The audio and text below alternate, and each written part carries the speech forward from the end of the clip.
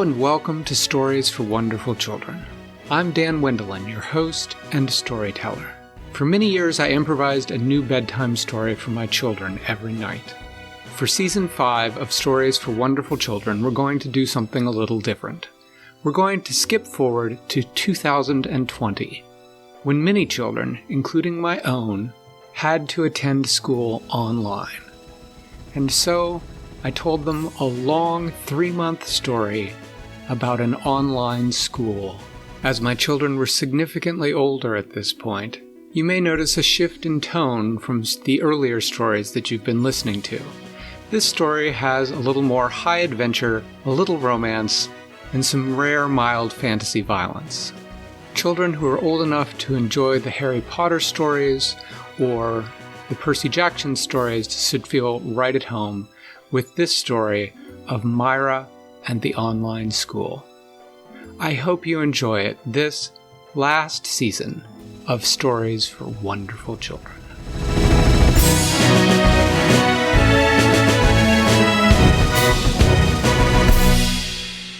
Myra's other elective class, the one that was actually fun as opposed to mapmaking, was flying class. Now, she didn't get to learn how to fly personally, of course, but there were a large number of creatures that could fly, and if you were reasonably agile and had a good instructor, and ideally something that had already been tamed, you could hitch a ride.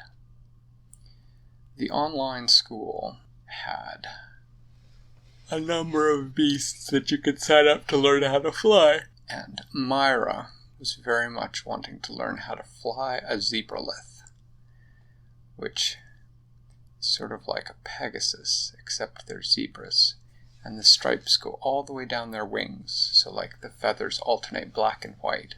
That's cool. Myra thought they sort of looked a little bit like a piano when the wings were spread out. So, she went to her first Zebralith flying class, and to attend, you went to the stables, and then you climbed up to the roof of the stables, where the second aerial stables were kept for the creatures that could fly.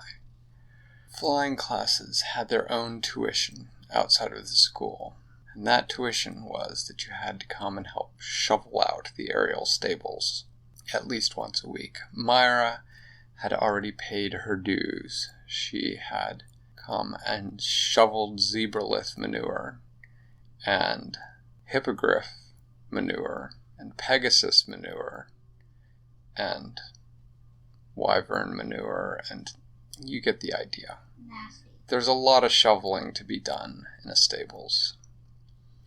And so, she had helped with the shoveling, and now is her day to start learning to fly. So, How is shoveling poop more fun than map making? it's not. Shoveling poop is the tuition you have to pay. It's the price you have to pay if you want to take flying classes as an elective. So, Myra climbed the roof of the stables, and waiting up on the roof was Professor Taro, who was actually a flying creature herself. She was covered in feathers, and she had both wings and arms and legs. Her legs were very short, and her arms were very short, and her wings were very large, very broad, but she kept them folded up behind her. None of Myra's friends were in this particular class. Flying class was actually just a couple people at a time. Professor Taro said, "Now, in many of your other classes there is a great deal of theory to learn, and there is some here in flying class too. You will find and purchase the appropriate care pamphlet for the animal that you are going to learn to fly. But the actual flying is best learned practically, I believe. So, come forward, Myra." Myra stepped forward, and Professor Taro said, "Now, today we will learn how to get a Zebralith out of the stables safely and saddle it, and how to mount correctly. And then at the end, if all has gone well, you may take a first little test flight." Myra was thrilled. She had not expected to actually get to fly on the very first class. But there was a great deal of sort of technical things to learn first, and so Professor Taro showed her how to open the stable door correctly, and how to lead the Zebralith out, and how to put the saddle on, how to tighten it so that it wouldn't fall off. And she showed her how to approach a Zebralith so as not to startle it, and how not to get hit by the wings or stepped on by the hooves. And then the exciting moment finally came. She was up on the Zebralith's back, and Professor Taro said, "Okay, now if you just dig your heels in slightly and take firm hold of the reins. This Zebralith is very well trained. She knows to just make a little circle and come back when there's a new rider." And so Myra held tight to the reins. She dug her heels in just a little bit, and the Zebralith stood there. And Myra said, "I think it's broken." And Professor Taro said, No, you have to say, you have to tell it to giddy up." "Really? Just like a horse?" "Well, that's the word she knows." "All right," said Myra. "Giddy up." And then she almost fell out of her saddle as the Zebralith's wings spread, and with a massive downstroke lifted them up off the roof of the stables. And then they were flying. They were not that high off the ground, but they were up above the trees. And Myra could see the whole of campus spread beneath her as they made a circle. She could see the forest off in the distance, and she could make out something huge moving through the forest that she thought was probably a giant spider, but she wasn't going to think about it too much. And then they were sweeping back around, and they could see the stable roof in front of them, and they were coming down to land. And Professor Taro said, "That's very good. You did not fall off." "Do many people fall off on their first flight?" said Myra. "Oh no," said Professor Taro. "Most not. A few, though." Myra dismounted, and then went through the learning how to take the saddle off, and how to brush the Zebralith, and how to dry the Zebralith down so that it wasn't wet when you put it away in the stable, and then to put it in the stable and how to feed it. And by that time class was over. And so she headed down and headed back to the dorm. The next day was her next sneaking class, and she was supposed to learn how to walk very quietly. They were going to practice sneaking on things that were difficult to sneak on. And her homework was to try to make it through piles of leaves, because fall was just starting to come on, and so the trees were losing their leaves.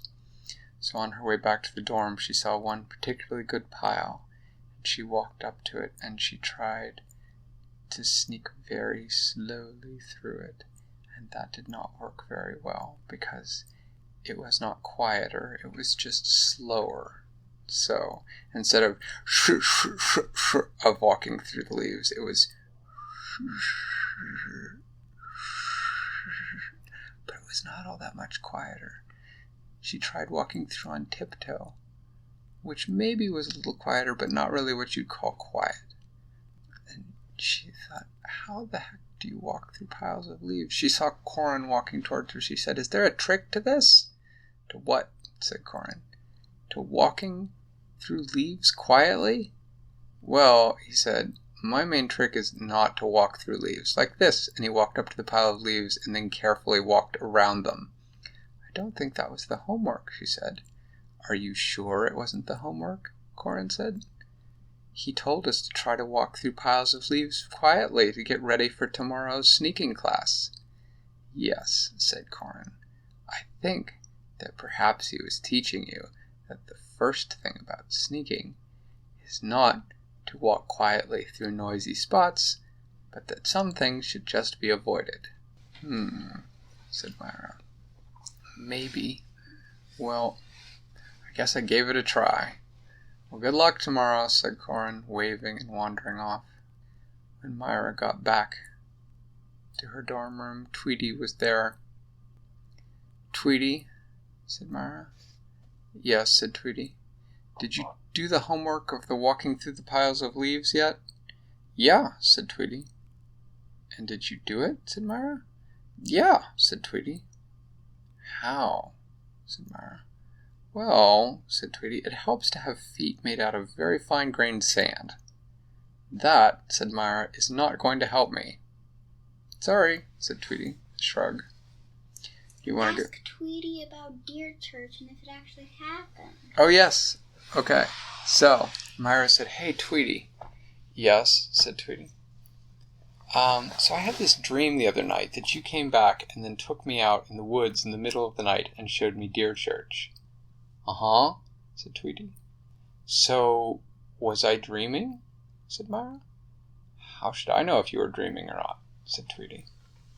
Well, said Myra, did you come back in the middle of the night and wake me up and take me out to Deer Church? I don't think so, said Tweety. I mean, I'm not supposed to show anybody Deer Church, so I don't think I did that. Said Myra. So there is such a thing as Deer Church? I really couldn't say, said Tweety.